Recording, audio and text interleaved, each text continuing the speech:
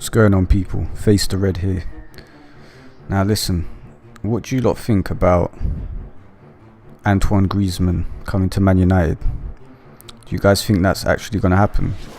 Because for real, that story's been going around for a long time. Pretty much the whole season. It's been dragging on. And a development that seems to have happened today is the Atletico manager Diego Simeone is saying that he's gonna stay, because remember there was a lot of deliberation over whether he would stay or whether he would leave, and if he would leave, that would mean Griezmann was gonna leave as well, allegedly. But it seems like he's come out and he's clarified, and he's saying that he's actually gonna stay. In the papers today, they're saying there's a quote from him, so it's an actual quote. I know don't believe everything you read in the papers, but it's a quote, so you've got to take it serious. And it says, speaking at the launch of the pre-season Audi Cup, Simeone said, "The fact that I am here to present this tournament is a clear signal about my permanence. I'll see you in July for the Audi Cup. We are happy to be competing in this tournament against teams like Liverpool and Bayern Munich, who we will surely encounter in next season's Champions League." Alright, so basically that's pretty, that's pretty clear. He's staying. Griezmann always said that, he would stay if Simeone stayed. Speaking in September last year, Griezmann said the only doubt, in brackets, about staying at Atletico Madrid would be if Simeone leaves for PSG or wherever.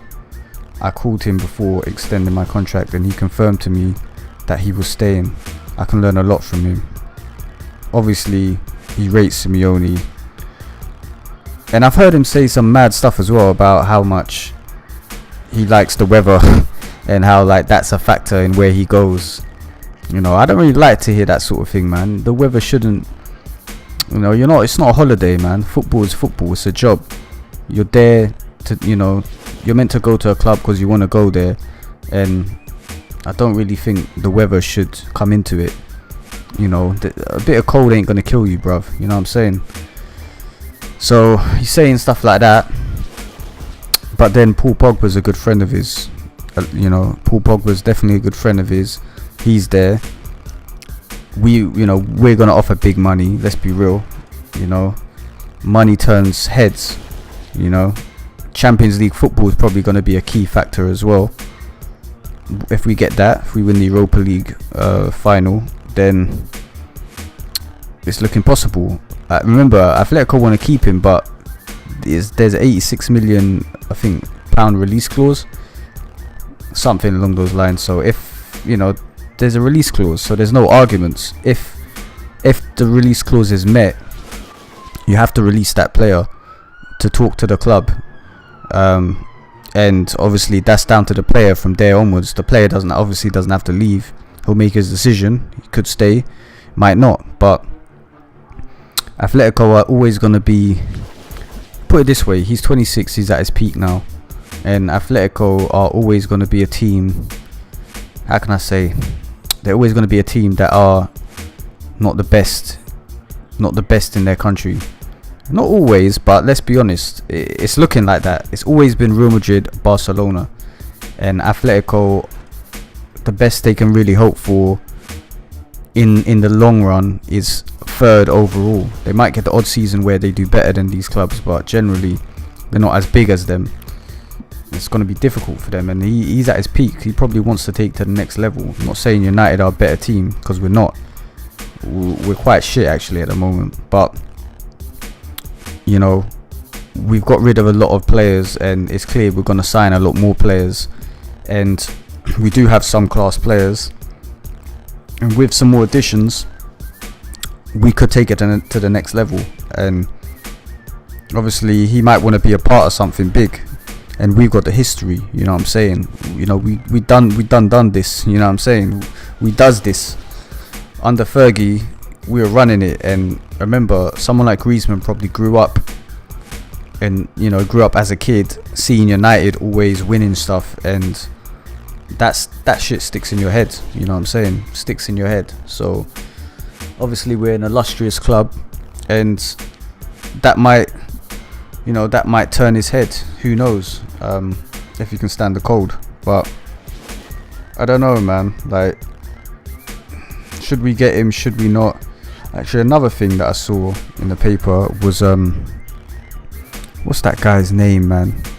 That Spanish guy, man. Guillem Beleg or whatever, man. That guy, man. You know the guy. He's always saying stuff, but when he says stuff, he always seems to get it pretty spot on. He's got some mad insight. I don't know who works for him, man. He's got moles all over the place because people are telling him stuff, and he seems to get these things spot on. So when he says something, I listen. I don't know about next man, but I listen. And he's been talking about United having 400 million to play with if needs be. We can draw for that 400 mil if we need to this summer. This is what he's saying. There was a quote from him, man. Let me try and quickly find it. He said, this is a quote from him, right? Atletico think Griezmann is staying, but this is the summer where Manchester United will spend 400 million if they need to. Manchester City will spend 200 million at least, and everybody in the Premier League's top 6 will have at least 100 million to spend. So there will be a lot of money put on the table. Griezmann has not made a decision on his future, and it's not certain that he signed anything with United, with United still trying to convince him. Okay, so basically he's saying Griezmann's undecided. He's undecided right now, and he's seeing how things pan out over the course of the season. Probably the Champions League. I think the Champions League thing's a big thing. If we get that, then it could be on. You know what I'm saying? It could be on. Griezmann's a good player still, but I don't know, man. Like, what do you think? Do you think we should even get Griezmann? Most people do, but that's because he's a big name. But just because he's a big name don't mean he's gonna do what we need to do. We've signed big names that have flopped in the past. Look at Falcao. Everyone was going crazy over the Falcao signing, but obviously that didn't go well. I know he came back from a bad injury, and he's older than Griezmann, but you know, no one was up. Well, I'm not gonna say no one, but the majority of people weren't upset. They were happy that we got Falcao and were expecting big things, and it didn't quite happen. Since then, Falcao's been doing well at Monaco, and he's been doing bits, been scoring goals and stuff. Maybe it was the Premier League, maybe he couldn't adapt. There are players that are quality that cannot adapt to the Premier League. The amount of players that have come to the Premier League and flopped with big names, they flopped. And and then they've gone back to the next league and they smacked it. Like, look at Diego Forlan. Wasn't a big name, but when we got him, we were hoping he'd do well. He didn't do what we hoped he'd do, but he's still got legendary status with him 2 goals against Liverpool, and when he did score, he scored absolute worldies. But all in all, he didn't do it for us. I think he went to Atletico Madrid still, and he smacked it. There's so many players. What's that guy's name?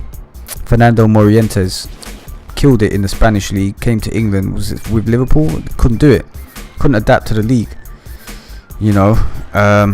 Look at people like Frederick Canute. Even he came and he did all right for West Ham and whatnot. He didn't flop, and he wasn't a big name at all. He was a decent player in the Premier League, but then he went to Spain, and he was one of the guys in Spain. Man was like 4th top scorer, 3rd top scorer and shit. He was one of the guys. Was it Sevilla? I think he played for. Look at Aspas, Iago Aspas, from the guy from Liverpool. Brendan Rodgers signed him, and he couldn't really adapt. He couldn't do it.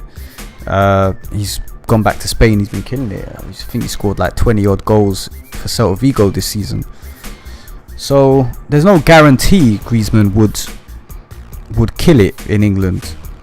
I personally see him as a good, very top player. He's a top player, man. I couldn't see him flopping, if I'm honest, because let's be honest, he's a class above the players I mentioned. But I'm just saying, like, nothing is a given. Nothing is a given, and there's no guarantees with any player. And how would signing him impact the rest of the forward line? Rashford, I rate Rashford highly. I think he's sick. I think Rashford is sick. So I don't want to see him pushed out to the wing. If I'm honest, I want to see him up front. I think when you play players on the wing for too long early in their career, they lose that striker's instinct. Theo Walcott, I think, is a prime example. Came to Arsenal as a striker at 16 or whatever, and then he got moved on the wing, and he's been there for his whole career. And then when he's like 26, he's like, I want to play up front now. By then, you play up front, you get, you did all right up front, he did well, but he could have done better, I think, had he always had played there throughout his career, because you do lose certain things. Your game does change, and I think his career was kind of messed up a bit there. But Danny Welbeck's another one, played out wide, I think, a bit too much. I know why Fergie did it. He said he wanted him to be comfortable on the ball and whatnot, but he's now so comfortable that he likes to drop deep and do the 1-2s and this and that, and sometimes he forgets to get in the box. He's so busy in and around doing the 1-2s and the intricate flicks and this and that, and getting involved in the build-up, that sometimes he just forgets to get in the box and do what a striker does. So I don't want Rashford to become like that. So I'd like to see him play up front. I'm not saying he has to play every game, but if Griezmann comes, I know competition for places. I'm not saying it's a bad thing, but I'm just saying, like, how would it impact Rashford is basically what I'm saying. Is that, is it a good thing if Rashford's on the bench? He's still young. Is that acceptable, or will it be a problem? Ibra's there as well, remember. If Ibra and Griezmann are there, will Rashford even ever get a look in up front? These are things to think about, man. 86 million, can't take that lightly. If we pay 86 mil, you want the results, and you don't really want to disrupt the harmony or lose or affect the top young talent like Rashford, man. Questions. But anyway, man, I think I've probably gone on a bit too long still, but is what it is, man. What do you lot think about Antoine Griezmann? Should we sign him? Should we leave him and go for someone else? There's other guys out there, Dybala, people like that. It would probably be just as expensive, but there's guys about anyway. Should we go for someone else? Should we concentrate on another area, midfield? The wide men. Would Griezmann play out wide? Would he play on the right of a 4-3-3? Who knows, man? I mean, what do you lot think, man? Where would he fit in? Where would he be best? Behind the striker, up front? Just give me your views, man. Be good to hear it. Anyway, man, signing out. Face the red. Peace.